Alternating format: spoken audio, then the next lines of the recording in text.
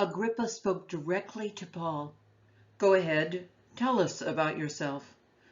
Paul took the stand and told his story.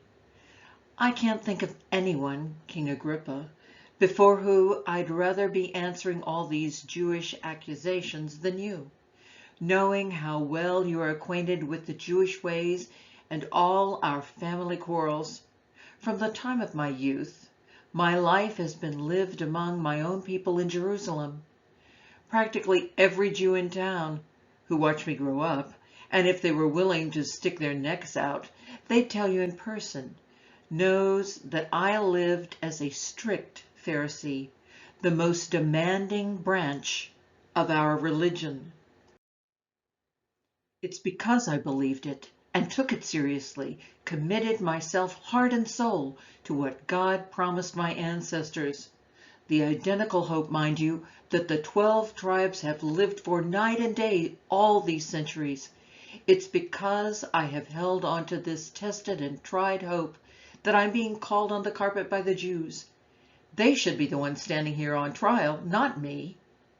For the life of me, I can't see why it's a criminal offense to believe that God raises the dead. I admit that I didn't always hold to this position. For a time, I thought it was my duty to oppose this Jesus of Nazareth with all my might. Backed with the full authority of the high priest, I threw these believers, I had no idea they were God's people, into the Jerusalem jail right and left. And whenever it came to a vote, I voted for their execution. I stormed through their meeting places, bullying them into cursing Jesus, a one-man terror, obsessed with obliterating these people. And then I started on the towns outside of Jerusalem. One day, on my way to Damascus, armed as always with papers from the high priest authorizing my action, right in the middle of the day, a blazing light outshining the sun, poured out of the sky and on me and my companions. O King, it was so bright. We fell flat on our faces. Then I heard a voice in Hebrew. "Saul, Saul, why are you out to get me? Why do you insist on going against the grain?" I said, "Who are you, Master?" The voice answered, "I am Jesus, the one you're hunting down like an animal. But now up on your feet, I have a job for you. I've handpicked you to be a servant and witness to what's happened today and to what I'm going to show you. I'm sending you off to open the eyes of the outsiders so they can see the difference between dark and light and choose light. See the difference between Satan and God and choose God. I'm sending you off to present my offer of sins forgiven and a place in the family, inviting them into the company of those who began real living by believing in me." What could I do, King Agrippa? I couldn't just walk away from a vision like that. I became an obedient believer on the spot. I started preaching this life change, this radical turn to God and everything it meant in everyday life, right there in Damascus.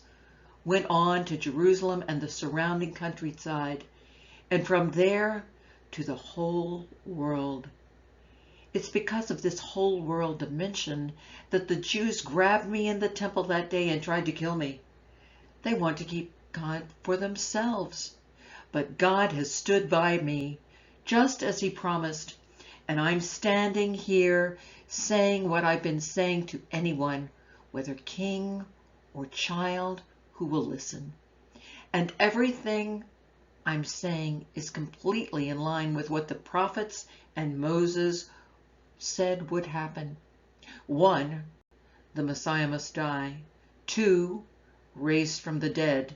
He would be the first rays of God's daylight shining on people far and near, people both godless and God-fearing.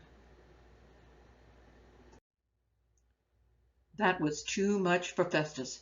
He interrupted with a shout. "Paul, you're crazy. You've read too many books, spent too much time staring off into space. Get a grip on yourself.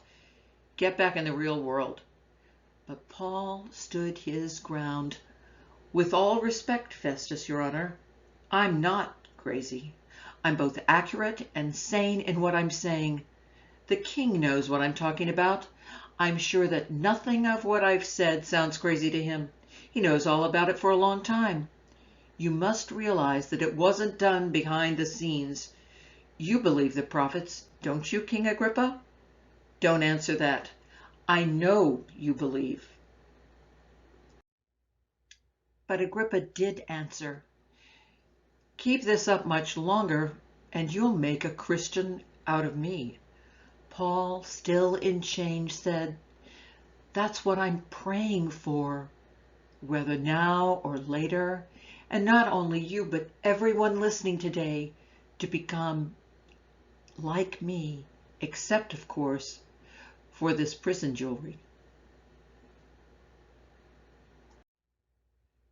The king and the governor, along with Bernice and their advisors, got up and went into the next room to talk over what they'd heard.